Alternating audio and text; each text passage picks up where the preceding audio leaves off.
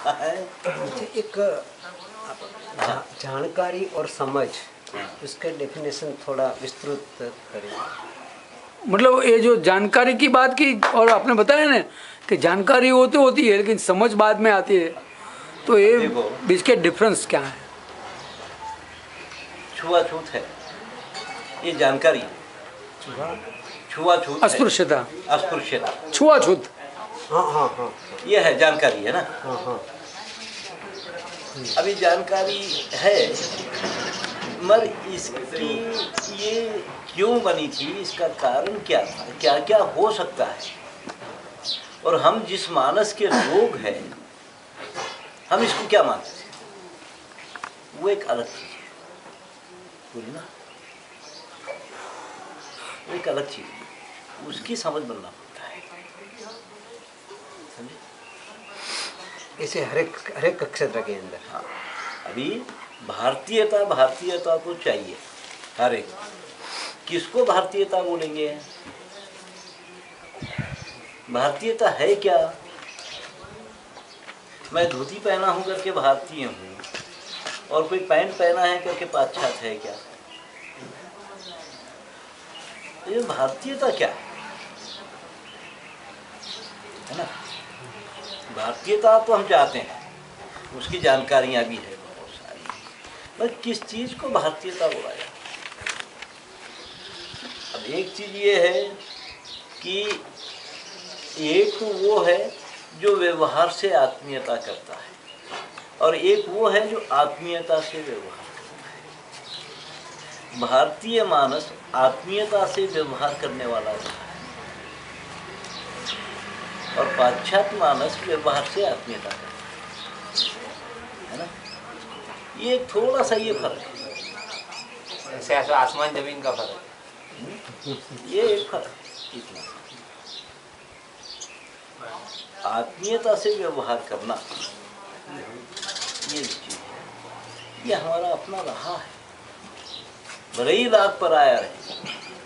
आज भी हिंदुस्तान में लोग निकल जाते हैं यात्राओं पर और सालों घूम करके आते हैं, खाना मिलता है, खाते हैं लोग, है ना, खाते हैं। कोई ऐसा नहीं कि जो भूखा सोता है, नहीं, कोई भी खाना खिलाता है हमारे पास में। वो जो चीज है वो हमारी भारतीयता की है ना, कि लाख पर आया हो जिससे अपना कोई रिश्ता नहीं, कोई संबंध नहीं। मेरे पास में एक लड़का आया था, यह एक आदिवासी समाज है कोलाम, तो कोलामों पे उसका रिसर्च है, अध्ययन है। तो वो मेरे पास में आया, आने के बाद मेरे को ये बोलता है, मैं बोला कि कहाँ जाके? कोलाम। कैसे है कोलाम? बहुत पिछड़े हुए, बहुत गरीब है, बहुत गरीब है। अच्छा, और क्या है?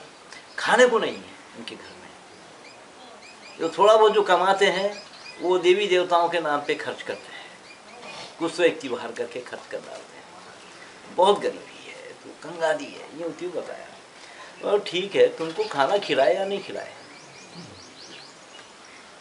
तुम खाना खिलाया नहीं खिलाया? हाँ, मेरे को खाना खिलाया। क्या खिलाया?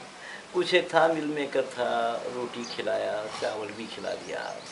तो क्यों खिलाया वो तुमको खाना? वो खाना क्यों खिलाया? क्यों? तुम ना तो उसके कोई रिश्तेदार हो, ना कोई उसके परिचित हो, ना उसके काम के लिए गए हो, है ना। तुम तो अपने काम के लिए गए हो उल्टे उसके बाद, तो भी वो तुमको खाना खिलाया है। तुम उस मानस को तो देखना चाहिए ना। मैं तुम अब 1 लाख रुपये भी तनख्वाह तुम कमाओगे, तुम ऐसा कर पाओगे क्या? एक अपरिचित आदमी को खाना खिला दोगे क्या? परिचित को तो खिलाएंगे, अनपरिचित को नहीं खिलाएंगे। नहीं खिलाएंगे ना। वो जो है एक अपरिचित को भी खाना खिला रहा है, अनपरिचित को। हाँ, जो कोई जिससे कोई संबंध ही नहीं है, जिसका कोई परिचय नहीं है, उसको भी खाना खिलाता है ना वो। तो वो जो मानस है हमारा, उसको हम देखना होगा ना, उसको देखना होगा। तो ये चीज़ें है ना।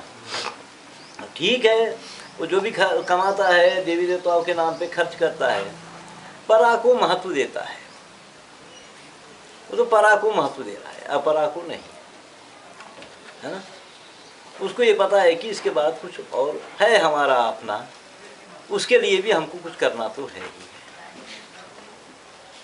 वो परा को ही महत्व देता है, अपरा को नहीं बहुत ज़्यादा। तो ये चीज़ें हैं ना। तो ये जो है, ये जो समझ है, हमारे मानस की जानकारी होना, वो हेलो हाँ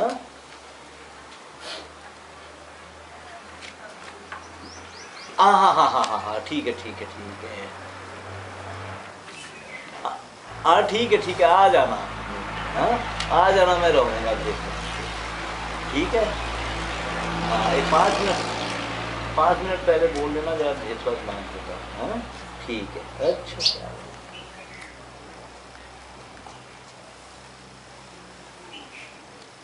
ये जो चीज़ है ना, ये सारी ऐसी कुछ तो समझ करना पड़ता है ना। वो एक समझ है हमारी अपनी। अब जैसे मैं बोला ना, ये सुबह में जो सुनाया है, हमारे येल्लप्पा ताता के पहले जानकारियाँ बहुत थी, मगर उनके गुजरने के बाद उसकी समझ बनी कि ये सब क्यों हो रहा है, क्या हो रहा है, उसकी समझ तो उसके गुजरने के बाद नहीं। जानकारियाँ उसके पहले मेरे को बहुत थी, भांति भांति की जानकारियाँ थी ना। ये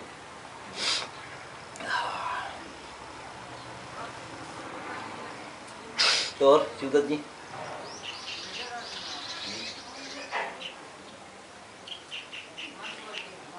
भारतीय और पाश्चात्य दोनों में और क्या फर्क है, और कौन सी? भैया बड़ा तो एक मानस का ही फर्क होता है, तो सब कुछ फर्क हो जाता है ना फिर, हैं तो सब कुछ फर्क होता है। अब भाई हम लोग जाते हैं कहीं, अरे भाई वो मेरे को बहुत काम है, मैं आज निकल जाऊंगा, ठहर जाओ ना, खाना खा के चले जाना। 2-4 बार बोलने के बाद में बोलता है ठीक है, काम तो हमेशा रहेगा, खाना कब खाएंगे, हालांकि खाना रोज खाता है ना, खाना कब खाएंगे करके रुक जाता है। पाश्चात्य मानस ऐसा नहीं होता है, नहीं खाना कहीं और खा लूँगा, मेरा समय खराब होता है, वो भाग जाएगा, वो नहीं रुकेगा। ये हो जाता है।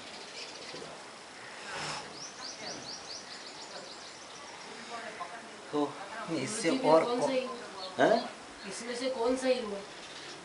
इन सही? दोनों में से कौन सही? अरे ये तो तुम जानो कौन सही है, हाँ कौन सा सही है। हिरण्यकशिपु प्रहलाद को बोलता था कि पढ़ने जाओ, पढ़ने जाओ। तो बच्चा पूछा क्यों पढ़ना है, तो वो एक बात बोला था कि पढ़ने से सत्य और असत्य को जानने का ज्ञान पैदा होता है, इसलिए पढ़ना चाहिए हर एक को। हाँ, सत्य क्या है असत्य क्या है इसको जानने का ज्ञान पैदा होता है, इसलिए पढ़ना चाहिए। पढ़ाई की तो एक फिलॉसफी हमारे पास, एक दैत्य भी बोला है, राक्षस भी बोला है ना। वो ये बोलता था कि मैं तो सत्य को जान लिया हूँ और तुम असत्य को जानने की बात कर रहे हो फिर। तो ये चीज़ है ना, वो तुलनात्मक अध्ययन का दृष्टिकोण तो तुम्हारा अपना होना चाहिए किसी भी चीज़ का, वो तो अपना होना चाहिए।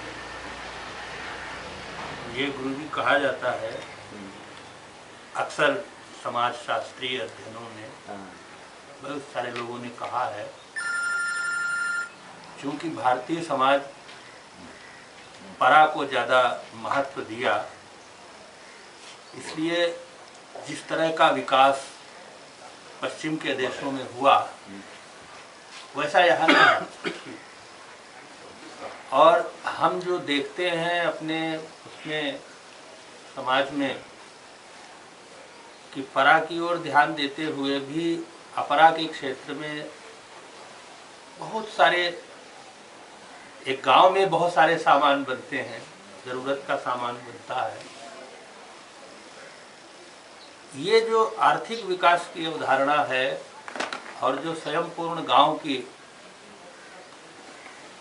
इसमें से आज जो परिस्थिति बनी है गांवों की, उसमें आप क्या देखते हैं? गांव तो नाश ही हो गए। इंद्र का एक नाम है पुरंदर, और उसका काम था कोई भी शहर 2 लाख की आबादी से बड़ा होता तो उसको नाश कर देता था। कितनी आबादी से? 1-2 लाख की आबादी से बड़ा शहर कोई भी हो जाता तो उसको नाश करता था। पुरंदर का मतलब है पुरों को नाश करने वाला। हाँ हाँ, बड़े बड़े नगरों को, क्योंकि एक बड़ा शहर आसपास के हजारों गांवों को तबाह करता है, नाश करता है। इंद्र का इंद्र एक व्यवस्था है, एक व्यवस्था ऐसी भी रही है जो शहरों को पनपने नहीं देती थी। एक शहर पनपता है तो बहुत बड़ा नुकसान करता है ना वो। आज जितने हिंदुस्तान के बड़े बड़े शहर है वो एक बड़ी नदी को नाश कर गए, दूसरा आसपास के हजारों गांवों को तबाह कर दिए हैं, नाश कर दिए हैं। ये तो होता है। इंद्र खत्म कर डालता था, बड़े बड़े बड़ी बड़ी सारी चीजों को नाश कर डालता था। तो एक जो चीज आती है कि काश्यप की पत्नी, शायद काश्यप, इंद्र को मारने के लिए संतान पैदा करना चाहती थी। ये ऐसी संतान हो जो इंद्र का नाश कर दे। तो उसके लिए जब वो अपने पति को बोली थी, उन्होंने बोला कि ये नीयत ठीक नहीं है, अच्छी नहीं है, तो ऐसा नहीं होना चाहिए, तो ये नीयत ही ठीक नहीं है। तो बोलती कुछ भी हो जाए, मेरे को तो होना ही है ऐसा। तो ठीक है, फिर होगा। तो वो जब गर्भ धारण करी तो ये था कि 100 साल तक ये गर्भ रहेगा, और उसके पूरे नियम पाबंदियां वो बता दिया था कि कैसे कैसे तुमको रहना है, एक गर्भवती औरत को कैसे रहना है, ये पूरी पद्धतियां वो बताया। कि उसमें एक बात ये भी थी कि गर्भवती औरत खुले केस रख करके नहीं सोना चाहिए कभी। जब पूरे 99 साल हो गए, 1 साल थोड़ा समय बाकी रह गया था, तो अब बोली कितना लंबा समय तो निकल गया। एक दिन वो नहाई, सर से नहाई, केस खुले रखी और पलंग पे लेट गई और झपकी लग गई, सो गई। तो इंद्र ये मौका देख रहा था, तो इंद्र उसके गर्भ में घुसा और उसके गर्भपिंड के 7 टुकड़े कर दिया। 7 टुकड़े कर दिया। तो जो गर्भपिंड के 7 टुकड़े हुए तो वो रो रहे कि हमको मत मारो मत मारो मत मारो कर रहे थे, है ना। वो रो रहे हैं जोर से। तो ये बोलता है कि मारुत, रो मत रो मत। फिर वो एक एक के 7-7 टुकड़े फिर कर दिया, ऐसे 49 टुकड़े हो गए ना। तो 49 ही हमारे पास मर्दगण माने जाते हैं, मर्दगण। वो 49 मर्द है, हमारे 49 मर्दगण माने जाते हैं। तो जब वो बाहर निकलता है तो इसको तो पता चल जाता है कि ये तो मेरे गर्भपिंड को नाश किया है, तो पकड़ लेती है। तो मत्स्य पुराण में इसका जिक्र आता है, उतना ही। वहाँ सिर्फ इतना ही वो इंद्र बोला है कि अर्थशास्त्र को दृष्टि में रख करके ये मुझे करना पड़ा। अर्थशास्त्र को दृष्टि में रख के मुझे ये करना पड़ा करके बोलता है। उसके बाद वो कुछ नहीं बोलती है उसको, वो चला जाता है। वहाँ पे सिर्फ इतनी ही बात है, अब उसको पूरा समझना होगा, है ना। आओ, वो 49 टुकड़े हो। हम लोग जो 49 संस्कारों की बात करते हैं ना, ये वहीं से फिर 49 संस्कार जो हमारे अर्थशास्त्र के बहुत बड़े अंग रहे। 49 संस्कार समझे। हमारे 16 संस्कार नहीं, 49 संस्कार माने जाते हैं। 16 तो मुख्य बड़े बड़े संस्कार हैं, वो 49 संस्कार है पूरे के पूरे। ये सिद्धार्थ का है भी। अच्छा अच्छा, ये आपने कहा कि 1-2 लाख से ज़्यादा आबादी हो जाए तो पुरंदर नाश कर देता है। तो हमने ऐसा कुछ सुना है कि 56 कोटि की द्वारका नगरी थी वगैरह वगैरह, जो शास्त्रों में कुछ बातें। नहीं, हमारे पास में 7 ही पुरियों का वर्णन आता है। 7 ही पुरियों का वर्णन आता है। 7 काशी, कांची, अवंतिका, मथुरा, माया और अयोध्या और एक पुरी, द्वारिका। वही द्वारिका डूब गई और द्वारिका नहीं, पुरी, मथुरा, माया, अवंतिका, नहीं मथुरा, माया, अयोध्या और पुरी, ये है ना अपने 7 पुरियाँ मानी जाती है बड़ी। और ये 7 ये पुर जो है ये मोक्षदायिनी माने जाते हैं, ये मोक्ष देने वाले हैं। ऐसा तो क्या था कि लोग वहाँ जाते थे और निकल जाते थे, स्थायी रहने वाले नहीं थे, स्थायी रहने वाले नहीं थे। और वहीं पर कुछ थोड़ा बहुत व्यापार चलता था। हिंदुस्तान में दुकानें नहीं थी, ये बिना दुकानों का देश था। हिंदुस्तान में 4 चीज़ें नहीं थी। देखो, पहला तो होटल और लॉज नहीं थे, दूसरा कोई दुकान नहीं थी, तीसरा कोई मजदूर नहीं था, और चौथा समाज को व्यवस्थित रखने के लिए कोई पुलिस नहीं थी। उसके बिना ये देश चला है, उसके बिना ही चला है देश ना। या कोई दुकानें नहीं। अब यहाँ ये 5-7 जो पुरियाँ माने जाती थी, जहाँ लोग जाते थे निकल जाते थे वहाँ, क्योंकि यहाँ अन्न बेचना पाप था। अन्न हिंदुस्तान में कभी नहीं बिका। उस समय के जो शहर माने जाते थे वहाँ धान्य बिका है, वहाँ भी अन्न नहीं बिका है। धान्य बिक जाता था, वहाँ अन्न नहीं बिकता था। तो अन्न और धान्य में प्रभाव, पका हुआ अन्न होता है, वो धान्य है ना। पका हुआ जो वो अन्न है, और धान्य जो अनाज पूरा जो है वो धान्य में गिनती आता है। अच्छा, पका हुआ अन्न है। पका हुआ अन्न कभी नहीं बिकता था हिंदुस्तान में। यहाँ बहुत पद्धति है। क्या उस समय लोग यात्रा नहीं करते थे? लोग जाते नहीं थे क्या? तो क्या व्यवस्थाएं थी फिर यात्रा जब करते थे? तो जब लोग यात्रा में निकलते थे तो एक समय की रोटी लेके भी नहीं निकलते थे। अनाज तो ढोना दूर की बात रही है, क्योंकि एक दिन में वो 20 किलोमीटर चलता था। 20 किलोमीटर तो उसके रिश्तेदार ही रहते थे, है ना।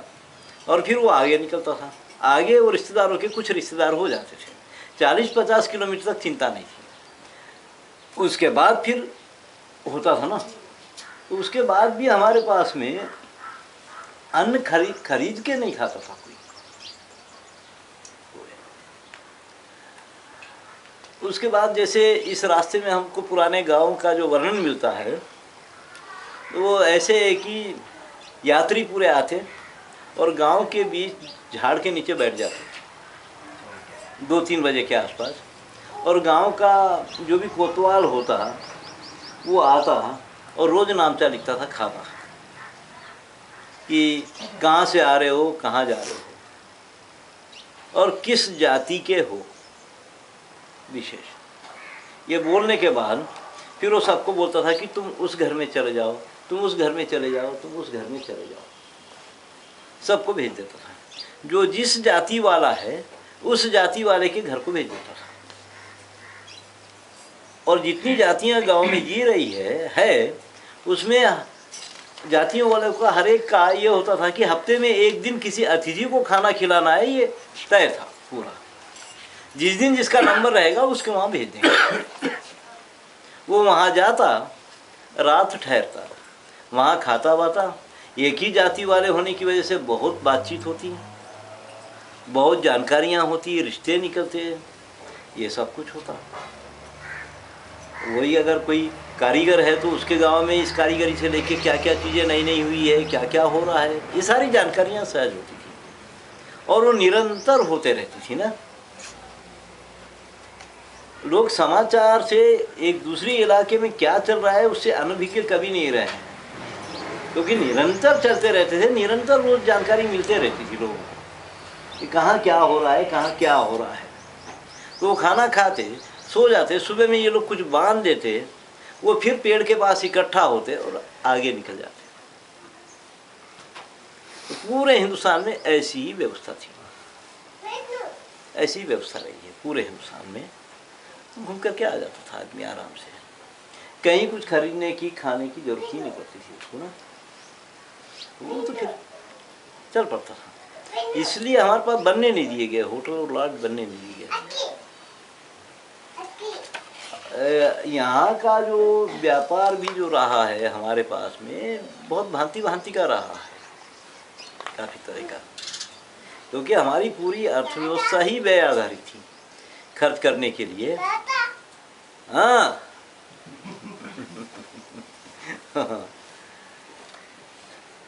क्या था उस समय पे, गांव में बहुत तरह की कारीगरियां होती थी। एक गांव में कम से कम 18 तरह के कारीगर तो होते थे, 18 तरह के कारीगर होते थे। अभी भी शादी ब्याह में उधर इधर कोई 18 धोतियाँ आती है, 18 थाल मिठाई के आते हैं बहुत जगह, उसको प्रजाधन बोला जाता है। वो प्रजाधन वो आता है, कभी वो सारे कारीगरों के लिए ही होता था।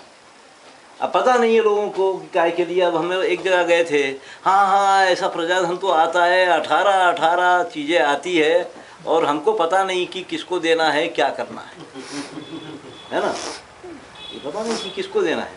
तो वो गांव में जो 18 तरह की कारीगरियाँ होती थी, ये उनके लिए होता था पूरा, तो ये प्रजाधन ये माना जाता था। तो उस समय पे जब ये कारीगरों का क्या रहा है कि 18 तो मुख्य काम रहे हैं, उसके बाद एक एक जाति की 12 उपजातियां रही है, 12 उपजातियां रही है। ये एक काम को लेकर के 12 हिस्से हो जाते थे इनके। 12 अगर हिस्से है तो पूरा परिपक्व, पूरा परिपूर्ण काम हो सकता है ना। जैसे लोहारी में 12 हिस्से होते थे, किसानों के 12 हिस्से होते थे लोहारी में। एक तो वो है कि जो खेती के औजार हथियार बनाता है, एक वो हिस्सा है जो लड़ाइयों का सामान तैयार करता है, एक वो हिस्सा है जो कैंचियाँ, विस्त्र ऐसी चीज़ें बनाता है, एक वो हिस्सा है जो सुनारों के लिए, बढ़ाइयों के लिए औजार हथियार बनाता रहा है, और एक ऐसा वो हिस्सा रहा है जो मशीनें बनाया, राहट बनाता रहा है, मोठ बनाता रहा है, ऐसी सारी चीज़ें बनाने वाला रहा है। और एक ऐसा रहा है जो बिना लोहे को तपाए हुए काम करना है, वो कढ़ाइयाँ वढ़ाइयाँ जो बनती थी पूरी, ऐसे बहुत एक हिस्से रहे। किसानों में भी ऐसे बहुत हिस्से रहे, कोई 12, कोई अनाज पैदा करने वाला, कोई सब्जी पैदा करने वाला, कोई पान पैदा करने वाला, इस तरह से इनके अलग अलग पूरे रहे, है ना। उनका वही, उसी में वो मास्टर लोग रहते थे पूरे पूरे। कोई सब्जियां वब्जियाँ पैदा करते थे लोग, कुशवाहा तकरीबन सब्जियाँ पैदा करते हैं ना, हाँ। और यहाँ भी ये सारी जातियाँ हैं ही है। और कोई पान पैदा करने वाले होते थे, पान की खेती ही करते थे वो लोग। ये इनके 12 ये हो जाते थे पूरे। ये तो एक हो गए कि 12 उपजातियाँ तो है। फिर हर जातियों पर आधारित होकर के जीने वाली बहुत जातियाँ थी, उनके आश्रित जातियाँ बहुत होती थी फिर ना। अभी जैसे है कि एक जाति है तो जाति का जाति पुराण बोलने वाली जातियाँ थी, जातियों का हिसाब किताब रखने वाली पूरी जातियाँ थी, जो गोत्रों को, कुलों को रखने वाली जातियाँ थी पूरी है, जिनका पोषण ये जातियों की जिम्मेदारी हो जाती थी। वो दूसरे से नहीं लेते थे, नहीं कुछ खाते थे दूसरे का, वो सिर्फ यही लोगों से लेते थे और उनके पोषण की जिम्मेदारी यही थी। यादव लोग कोई 7 जातियों का पोषण करते हैं। जुलाहे कोई 2 जातियों का, ऐसे सबकी कई कई कई कई जातियाँ ऐसे हैं जो उन पर ही आधारित होकर के जीती है। सब यादवों की मात्र बहुत जातियाँ हैं, 7 जातियाँ कुछ हैं यहाँ पर। तो ये सारे जो लोग हैं ये उस पर आधारित जीते थे और इनके पोषण की जिम्मेदारी यही लोगों की होती थी। पूरा सब कुछ ये लोगों को देखना पड़ता था और उससे हट करके भी और जातियाँ बहुत हो जाती थी। तो ये कुल मिल मिला करके एक गांव में, इस इलाके में 360 जातियों का वर्णन आता है, पूरा का पूरा 360 जातियों का वर्णन आता है। 360 जातियाँ हैं तो ही एक परिपूर्ण गांव है, ये मानते थे। तो इतना हो जाता था पूरा का पूरा। ये जरूरी नहीं कि एक गांव का मतलब 20 किलोमीटर का एरिया हो जाता था सबका सब, क्योंकि हर जगह तो हर एक का रॉ मटेरियल नहीं मिलता है, मिट्टी सभी जगह नहीं मिलती है, या कोई चीज़ सभी जगह नहीं। अब जुलाहे है, जुलाहों को तो नमी भरा वातावरण होना पड़ता है, खुश्क वातावरण में जुलाहे काम नहीं कर सकते हैं। तो ये सब है इस तरह से ना। तो वो एक एरिया में इस तरह से ये पूरा था। तो एक एक जाति की 12-12 उपजातियाँ और फिर इन पर आश्रित कई जातियाँ होती थी, इन पर आश्रित कई जातियाँ थी। जैसे जाति पुराण बोलने वाली बहुत गजब की जातियाँ थी, क्योंकि हम लोग जाति पुराण बहुत देखे हैं, बहुत सुने हैं। अब एक तरफ तो ये आधुनिक समाजशास्त्र है पूरा का पूरा, एक तरफ ये जाति पुराणों का को जब देखते हैं तो वो भी एक समाजशास्त्र है हमारा, वो भी एक समाजशास्त्र है पूरा। तो हम लोग तो समाजशास्त्र को ज़्यादा मानते हैं क्योंकि वो हमारा अपना समाजशास्त्र है जाति पुराण। और जाति पुराण में जो कथाएं, जो सब कुछ चलता है वो ये कि सृष्टि कैसे बनी, सृष्टि में कौन कैसे पैदा हुआ है, उसके बाद क्या क्या हुआ है, उसमें ये जाति कैसे पैदा हुई है, इनका सब कुछ क्या क्या है, इनकी विद्याएं क्या है, इनका दूसरी जातियों के साथ क्या रिश्ता है, क्या संबंध है, कितने राजा बने हैं, ये सब है। क्योंकि हमारे पास राजाओं की कोई जाति नहीं थी ना, हर जाति वाला हिंदुस्तान में राजा बना है। राजाओं की तो कोई जाति नहीं रही है हमारी कि यही लोग राजा बनेंगे, ऐसा नहीं रहा है। हर जाति वाले राजा बने हमारे पास में, सभी जाति के। तो उस तरह से ना कि जाति पुराण में हमको ये सब कुछ बहुत दिखाई देता है। जाति पुराणों में तो हर जाति के अपनी जाति पुराण बोलने वाले हैं यहाँ पर। किसी किसी जाति के तो 2-2 है जाति पुराण बोलने वाले, जिनके पास में बहुत एक तरह का पूरा सब कुछ उनका अपना होता है। तो उस समय जब ये कारीगर लोग अपने गांव में थे, तो जैसे आज सुबह मैं बता रहा था कि जो छोटी टेक्नोलॉजी को समाज व्यवस्थित करता है। पहले हिंदुस्तान के लोग, हमारे लोग दुनिया को अपना गांव नहीं मानते थे, मगर अपने गांव को अपनी दुनिया बनाने की कोशिश जरूर किए थे वो लोग कि दुनिया में जितनी चीज़ें बनती है वो हमारे गांव में क्यों नहीं बन सकती, वो बनाना है, हमारे गांव में बनाना है।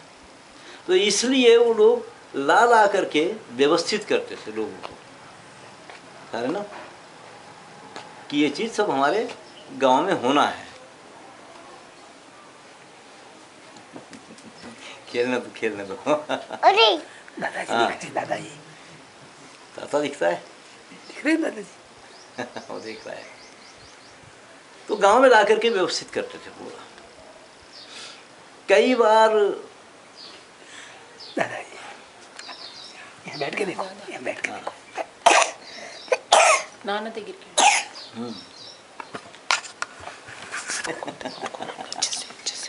कर लो खेल लो।